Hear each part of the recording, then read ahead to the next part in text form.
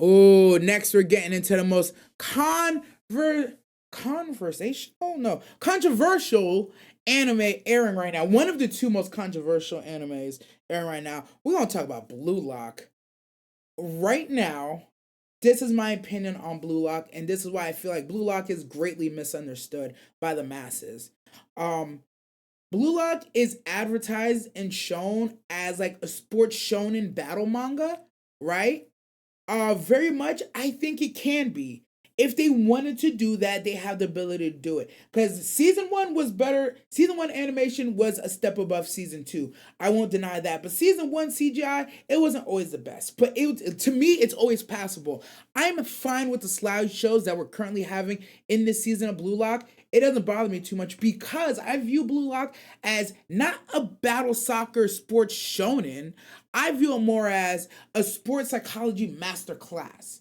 And I think that's where the big divide is, that everybody wants to come and just watch him upgrade and watch him do this dope stuff and win the games and kick goals and do the dope passes. People want to come watch it, right? But if you're just coming to watch it, you're missing the point of the show, in my opinion.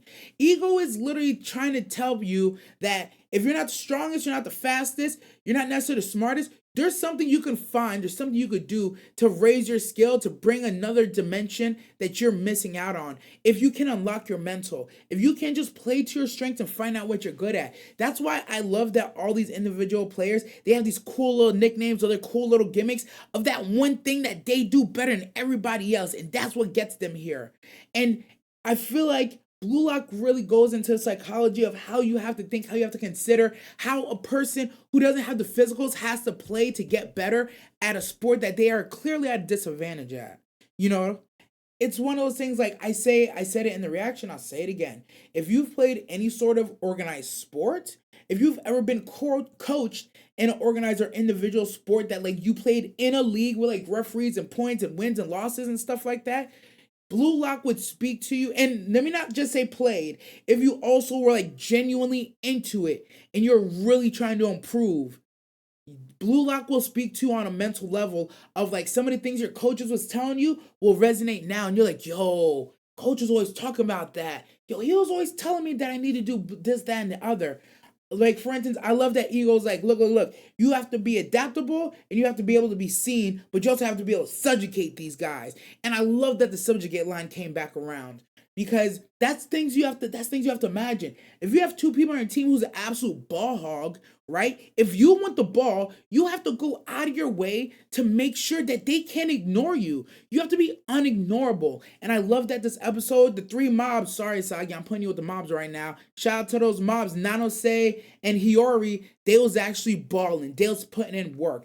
My thing is, whenever I'm on team with ball hogs, I focus on defense and rebounding. If I locks my man down, or if I play a good enough defense or I make things tough for my guy or he's missing a lot of shots and I'm grabbing rebounds, yo, even the ball hogs on my team, they're not going to be able to keep me off the ball. If I'm getting offensive rebounds, you best bet I'm not giving it back to them. I'm putting it right back up for myself, or I'm going to make a good decision with the ball so they'll see that good decision like, oh yeah, he kind of balls a little bit. And if I'm playing good defense, my man's not scoring, I'm like, yo, he really out here hustling a little bit. Man, maybe we should give him a shot. And every once in a while, your hustle will get you a shot. So I very much saw a lot of that in Isagi, where he very much went through the very same thing in this episode, where he's like, damn, the assassin with the hands right now, he's fucking killing me, bro. Every time I try to go around him, he got my jersey, he's grabbing, he's pushing me. So you know what he did? Yo, next time he goes to grab me, I'm hitting with a swim move, I'm ducking. And then he's like, yo, these two dudes were in the same place at the same time.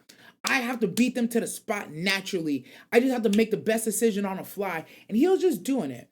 That's why I'm like, people that watch Blue Lock, I understand it is a slideshow right now, but it's a beautiful slideshow. They're doing everything to make that shit look cool as hell. Everything under the sun to make it look cool. And you just can't deny that. At the same time, I would like to see it animated, but I also think that the dialogue, the philosophies, the ideologies that they're spitting, the way that they're depicting everybody trying to show out, trying to get their upgrade, I think it's fantastic. Absolute masterclass of sports psychology, and I think everybody can learn from this a little bit, honestly. I'll speak to my own. experience. When I played high school sports, I was not the most gifted. I actually wasn't very good at any of the three high school sports I did. My football team wasn't the best. My weightlifting team, actually, weightlifting team was good, but I was ass. I was absolute ass. And honestly, I more so practiced the weightlifting team than I was on it. I did get to go to some of the meets, but I didn't really compete because I was never like in the upper echelon. With wrestling, my official wrestling record, if you were to look me up, I am 0-4. I had three other matches that I didn't make weight. I had four matches that I made weight for, and I lost. And I didn't lose like, oh man, I took them all 3 rounds. Man, it was so close. I got my ass beat quick. It was quick. I think my longest match was probably like 40 seconds. I think my longest match was like 40 seconds. I was getting my ass beat. I ain't gonna hold you.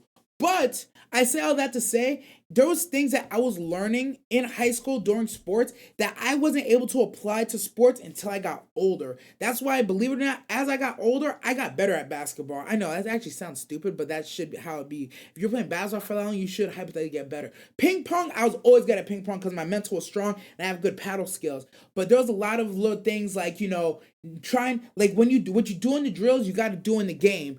And what's gonna happen is the first couple times you tried in the game, you're gonna fail. But if you do it enough in the game, you're gonna build up that experience. You're gonna get better. That's why coaches like, yo, at practice you gotta take practice serious. When you're at practice, you need to pretend like that man is actually trying to take you down. You need to make sure you're sprawling like he's gonna pin you every time. But when I was on practice, I had to be fucking around my friends. I was the heavyweight, so my job was to tire everybody out. I just kind of leaned on niggas. I just sprawled on them. Wasn't very good at taking shots. Wasn't very good at other things. But one thing I was good at was wearing down my opponent and fucking laying on them. Fantastic at it. So I say all that to say,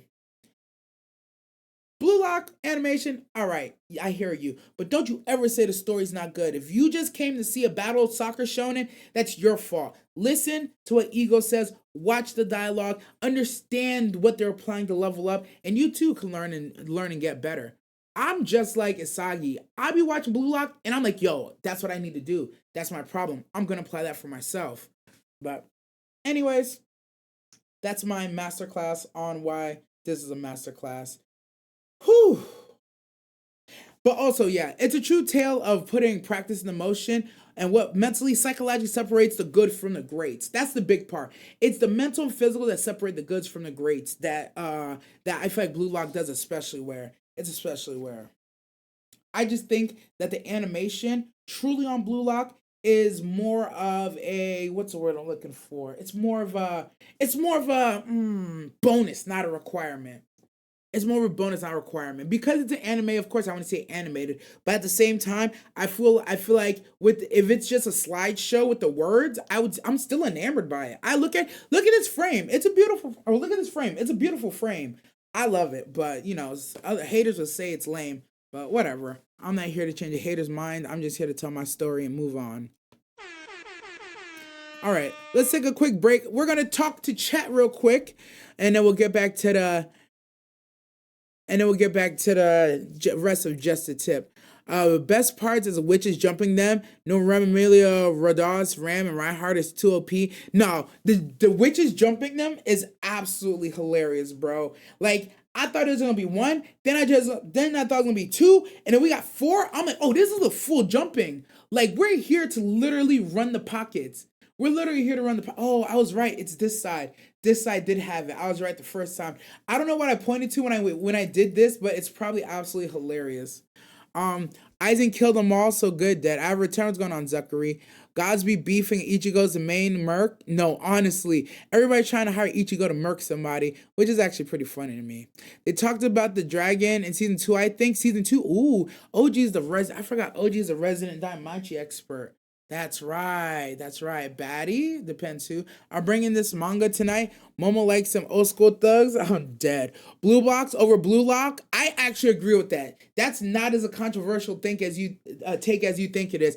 I, for one, right now, I got blue box over blue lock. Only because Blue Lock I've been watching and I've seen Haikyuu, so like Blue Lock has a compare with Haikyuu, but right now Blue Box, I don't know what it is doing. It's providing something. It's feeding something in me that Blue Lock isn't touching. And it doesn't help that it's also a sports related thing. So it's like, how are you sports related and you're losing to this rom-com, bro? But we're not gonna talk about that too much. Hey, easy on my go, Blue Lock. Um, I'm a soccer fan. I'm enjoying Blue Lock. Give us some damn budget. Frame Lock, stop. PowerPoint Simulator, stop. Trash, no, don't say that.